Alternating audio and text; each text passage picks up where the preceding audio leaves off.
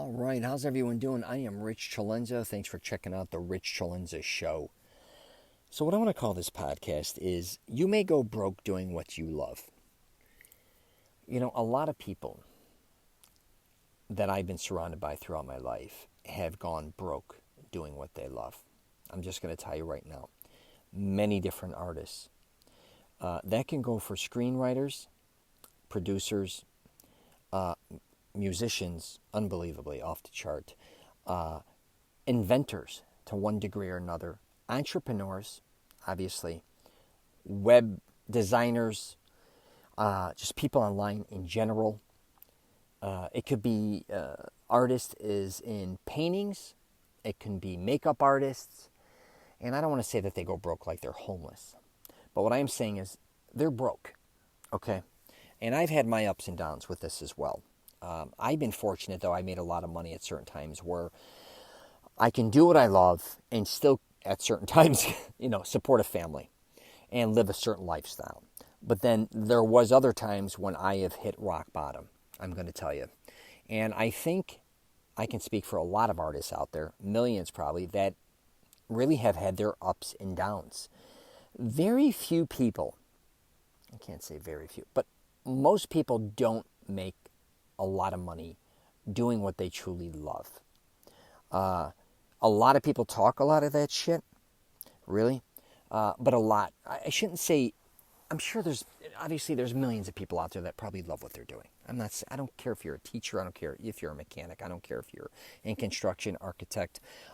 There's a million different things. Doctors, lawyers. They love. I'm not saying they don't love what they're doing. A lot of them. That's kind of ridiculous the way I kind of said that. What I am saying, though, is there are a lot of people that go out and take a lot of chances. And they fail. They think they're going to be huge. They put a lot of time, effort. They invest a lot of their money into certain things, and they go broke, is what I should say.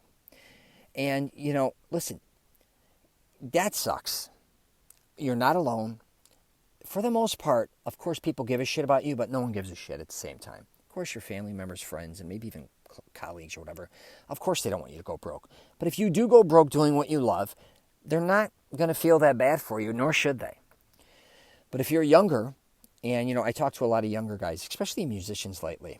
I hang out with these young kids once in a while, and I always talk about I want them to protect themselves.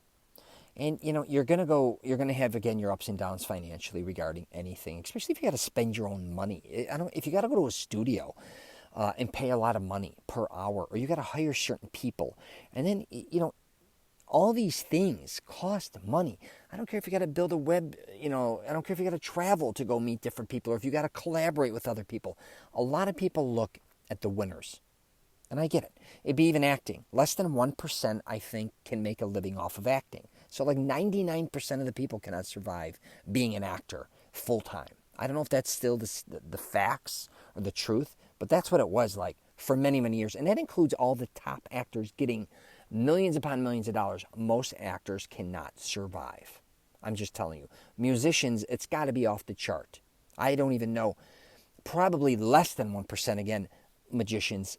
Now, if you're a professional magician and you, again, I get it that you love that and you play certain instruments and you travel with different groups or whatever. But if you are somebody that probably wants to independently maybe create their own music, create a band, you have to, you have all this time practicing, maybe even spending your own money, trying to tour, spending your own money, creating, in the studio, all these things, you're fronting all this money a lot of times, especially if you're in a band.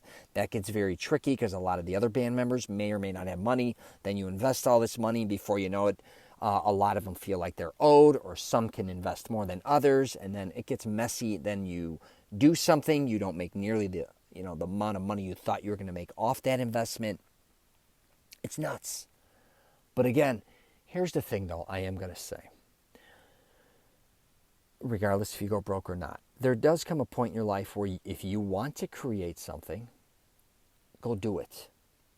I'm not telling you you got to go broke, but what I'm saying is the one thing that I am really good at, I think, if there's anything I've been pretty good at in my life, is starting something I want to do and I finish it. But I am loyal to myself and completing it. And every time I do that, it is the biggest, it's such a load off my shoulders, and I'm very proud of everything I've done. And I look at everything as a learning experience. But a lot of artists I meet that either, they're afraid to go do something forever. They're afraid to invest their own money. They're afraid to go collaborate, say. They're afraid to go do what they truly love because of finances. And again, I get it. If you have a family and everything, I am not telling you ever to not go out and take care of your family financially. That's a whole different thing. But if you are somebody by yourself, maybe, and you want to create something, again, it could be anything. If you want to be a painter or whatever, just start. Do something. That does not mean you have to always, too, go full throttle and ramp it up. All of a sudden, just because you want to be a rock star does not mean you have to go out and quit your damn job, take all your money, buy all the best equipment, start hanging out in studios, start, going everywhere and getting nuts and not worrying about your finances or who gives it, all that. I'm not telling you to do that. There is a way to bring a balance and do what you love and create what you want to create and live a certain type of lifestyle. That's kind of what I try to teach on this podcast or my YouTube channels more than anything, is how to live pretty, a great lifestyle affordably. And I don't care if you're a movie maker. I don't care if you're an artist. You're maybe even thinking about becoming a professional athlete. I don't know what you're trying to create yourself into something or create art. But you may go broke, again, doing these things. I used to see this too, even in the bodybuilding world. Most of my guys that I used to work out with in the 80s and even 90s were professional. A lot of them were professional bodybuilders. Some of them were wannabe wrestlers. Some of them were power lifters. Most of them were broke, all right? They were so consumed into it, not only did they have to spend money on food, certain type of supplements, just their lifestyle in general. It's, because they're training so much, they just did not have a lot of money. And it used to kind of break my heart. But I used to look at a lot of them, and I was by no means as big as some of the big dogs. But a lot of them I was getting fairly close to. And I still held a full-time job, I'm just saying. And I still ended up having a family. There was a balancing act there. They could have actually, I think a lot of them too, balanced a better life.